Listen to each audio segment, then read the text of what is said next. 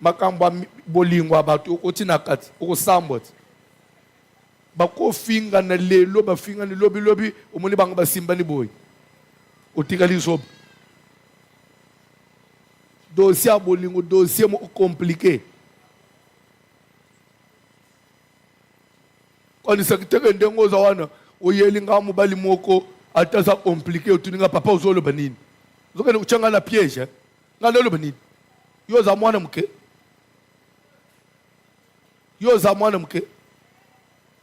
depuis yo botam mibali nyosi yo linga utune ngako lobinini oza responsable landa matei examine les conditions soki ba yelinga mwana 15 ans na koloba mais yo mukolo ngana koloba nini oyo akali matei te prophétie ezate même ata prophétie elobi ngana koloba te eboya ye